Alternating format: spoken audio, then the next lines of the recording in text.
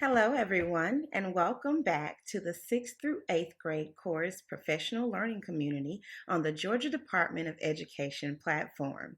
This platform was created for educators to collect, collaborate, and support one another. Be sure to set up your notifications to your liking and check back to engage in discussion as often as you wish.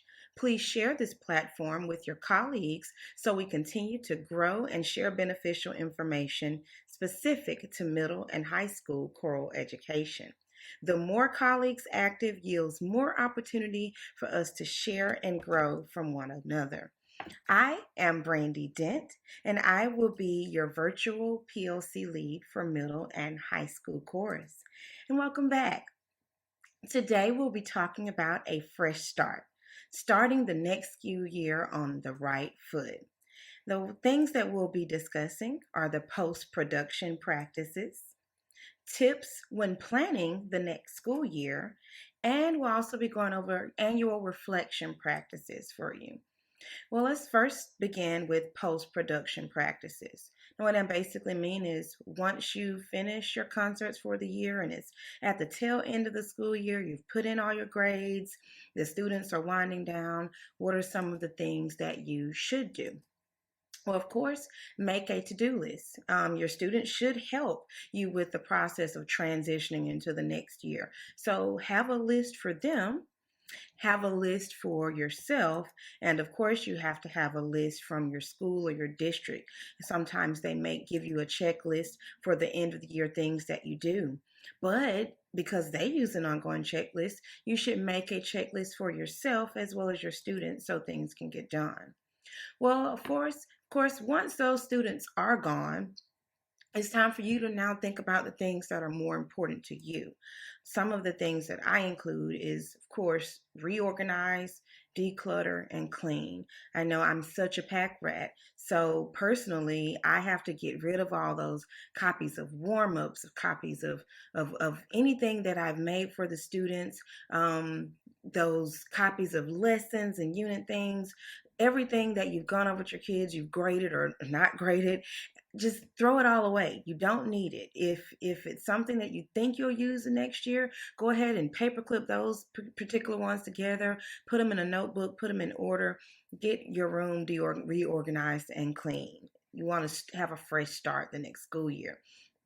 If you have students that are planning on auditioning for Allstate, or if you have solo and ensemble that you're participating in with Georgia Music Educators Association, you want to give them anything that you can give them.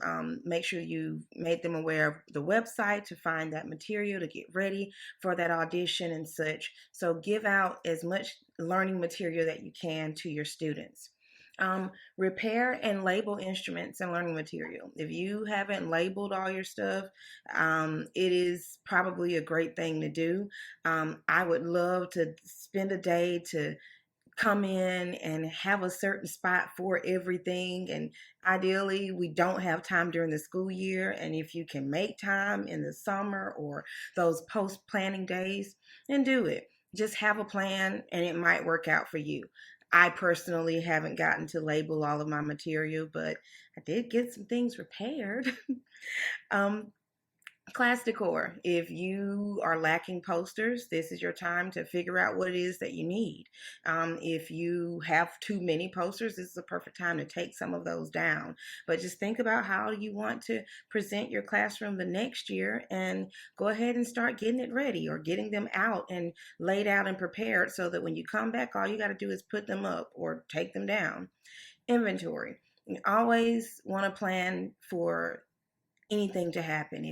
If something happens to damage your material, you'll know what you had. And if someone new comes into your position, you want to let them know what they have or what they're inheriting. So take inventory. Know how many chairs are in your room, how many desks, how many tables. Know your music. Have a file for your music, the stuff that's yours. Make sure that you know what's yours and what belongs to the school. Your inventory sheet would also be beneficial for someone who came in your classroom and wanted to know if you had something. Then that way you can just look at your list of inventory and say, yeah, I actually do somewhere. Or, and those labels that we haven't put up yet will help you find them. So take inventory, definitely. You want to make sure that your technology gets updated. I personally have a little Chromebook cart in my room of 12 Chromebooks that I got from the Media Center. I need all the updates possible. It's very difficult sometimes for us to get on the internet if we don't get that technology updated. If there's something that you need to get repaired, maybe you have a smart board, maybe you have a CD player, something as simple as that. Check your technology and see if it's something that you need to replace or reorder. Check your wires, your cords, all that stuff. Just make sure that you have everything you need for the next year to help you. And of course, if you do get a budget or if you have some money left over from that awesome fundraiser, then order some things for next year. If you have something left over, don't clean your account out, but definitely try to find something that you can have before the school year starts, something new, something exciting for your choirs to use. This year, one of my investments, as cheap as it was, were the tubaloos. I didn't have those. Thanks, Juliet Brown, for encouraging me to get those. It helps so much with my kids when they're listening. So just find something to invest in this year. Another one of my investments was piano covers. I have a couple of keyboards I was mentioned in one of my previous posts, but I got keyboard covers. Didn't cost much. It's just something I wanted to get so that they won't be exposed to dust as often. Well, let's talk about tips when planning the next school year. Think about your lessons. Think about how those lessons went. Is it something that you need to modify? It doesn't take long sometimes to look at lessons the year of and think about everything that you taught and see if you need to reorganize or re strategize some of those. Surveys. At the end of the year, I give my students surveys. I make sure that every single one of them takes it, and it gives them a moment to be honest about the things they learned, about the things they wish they would have learned. One of the most exciting things they liked, what did something that they didn't like. Give them a moment to be honest and expound, and even give them a moment to give recommendations maybe for the next set of students. My music appreciation this year was kind of sprung on me, and I did my best, but I still wanted to get that feedback. And of course, my core students, the ones that I usually teach every year, I still want to make sure that I'm doing all that I can. We have kids that go to All-State and honors, different honors choirs.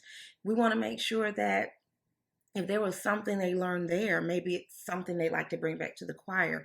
Anything that you can get from your kids, try to get it out of them, especially on surveys because it's online or it's, some feedback that they think is anonymous or say it may be. They want to give you that feedback and it's honest when they don't think that you'll know who said it. Data. If your kids struggled with singing perfect octaves, maybe that's something you need to record. If your kids struggle with dynamics, think about the data that maybe you surveyed personally or the questions from your assessments that you know that those kids struggle with. Whatever it is, make sure that it's something that you plan in your lessons so that you can improve on that the next year. Just simple reflection. And of course, at the end of the school year, don't forget to celebrate all the wonderful things that you've done. What was successful? Was there a certain lesson or a certain layout in your concert? Or what made this year pretty awesome? Celebrate it and think about it. And think about whatever that was successful. What made it successful? Was it the students? Was it something that you said? Did you give a joke before you started this lesson? Whatever it was, think about it so that you can try it again the next year. And how can you apply that same success with the next year? So these are some questions that you should ask yourself and celebrate the things, those great moments that you provided for your students. In addition to that, don't be afraid to critique yourself so that you improve. Think about that one thing that didn't go so well. Maybe you missed a connection with a student or a parent. Maybe you didn't recruit as much as you wanted to. Maybe you should have picked a different fundraiser. There's so many things that we can think about, but be open-minded to things that you can think about in yourself so that you can improve. How can I make sure I plan effectively for the future? If there was a missed opportunity, How are you going to do it differently next year or the year after so that it'll be something you can check off your list and it won't happen again? And think about your personal and professional goals. We all have something set for the year. Be it for me, it was breath support for my students. One year, it was being able to convey emotion when they were singing. It changes every year that I have a personal and professional goal, and I have a goal for my students. For my personal and professional goals, I didn't want to miss any opportunities where I could learn. I was attending different virtual seminars so that I could learn something more. It's not just about going to GMEA conference. It's amazing, but there are other learning opportunities for you. So set some personal goals. Maybe it was your classroom management. Maybe it was your curriculum and instruction. Think about the things that you want to improve for next year and strategize a plan. Spend a couple of days this summer finding different ways to help you with that. And then reflect on your students' achievements. Did I create my instruction so that all my students were successful? We have students that are on low levels of learning. It doesn't mean they can't learn in your class. We have students that are on high levels of learning. It doesn't mean that they can't be enriched on more information in your class. So think about, how did you service those kids? And think about ways to improve. And then your annual reflection practices. Self reflection is always necessary. And I've learned that problems don't exist, only solutions. You have to recognize the problems that you may be having so that you can fix them. And just know that it doesn't make you a bad person if there was something you didn't do right, it just makes you human. So think about the things that you wish you could fix and find ways so that you can. Another thing is be inspired, not tired. I know that I spend a lot of times looking at other educators' strategies, and I try this and I go and I may pay for a different book or pay for a different service where I get a free worksheet or a free lesson, and I get overwhelmed because I'm like, I don't think I can take this approach. And I wear myself out trying to be like another teacher. Let other educators inspire you to finding ways to teach your students your way. You don't want to wear yourself out trying to be like the person down the road, down the street, across the state. People post things online all the time about their successes. Worry about your own and let their wonderful successes drive you to have your own and take a different approach if you have to. We can't be like others. And then take it one task at a time. If there's something that you plan on fixing next year, focus on fixing that. Read a self help book. Go to self help forums and websites or YouTube channels or what have you so that you can figure out a way to help guide yourself to the right direction. Reach out to colleagues that you know have been successful in something that you lack in, and try your best to find those different ways to get that help. But take it one task at a time. If it's classroom management, focus on learning that this summer. If it's organization that you want to focus on too, maybe you could focus on that a little later in the school year. Just take your time and just be mindful that you're only human and it's only one of you. Take care of yourself. Now, these are some awesome things that you could self reflect on. Think about your routines and procedures in your classroom. I know personally, I want to make sure that everything that my students do in my class, they're aware of it. Um, be intentional. Have your rules. Have a certain way that you do certain things in class. For my seventh grade, I get them at 9 o'clock in the morning. So usually I don't have a ton of them that have to go to the restroom. So we do a restroom break halfway through class. For my sixth graders, when they come in, it's like third period. So by then, the breakfast is settled and it's time for them to go potty. We do warm ups and then we do a potty break right after that. And for my eighth graders, they're coming in the afternoon right after lunch. I don't have to really do a restroom break with them. They'll ask when it's time, and I trust them at the end of the day to go to the restroom and come right back. So think about your particular routines and procedures. Those things matter. How do you factor in breaks? When do you factor in when your students are going to have a test? All of those things matter. And when you develop routines and procedures, you have good classroom management. The flow of your lessons are boom, boom, boom, bell to bell. Think about all of those things that you could do to keep your classroom flowing. Look at those routines and it'll help with your classroom management. Think about the troubled students you had this year. And if there's a way that you can help that student not have those behavior problems, then try to do that. For me personally, I use those think time forms. It gives me a simple way to say, hey, you've messed up today. That student fills it out. We talk about it at the end of class. Usually that helps. Try to get that flow of your class going. Classroom setup.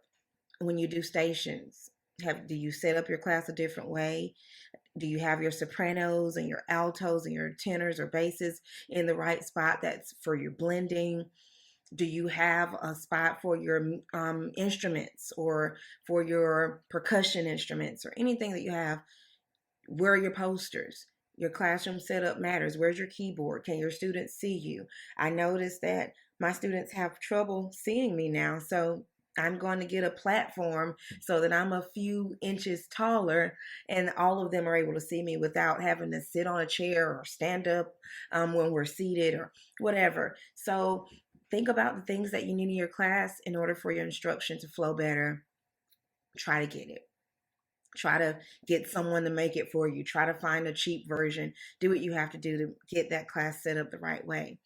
Relationships with students, parents, and colleagues. Have you reached out to anyone or have you built a special relationship? Have you made a student who was super shy feel safe in your classroom? Did you utilize that parent who's a stay-at-home mom who would love to help out with after school refreshments or something? Did you make a friend with that teacher who was brand new just like you were last year and say, "Hey, you want to do lunch today?"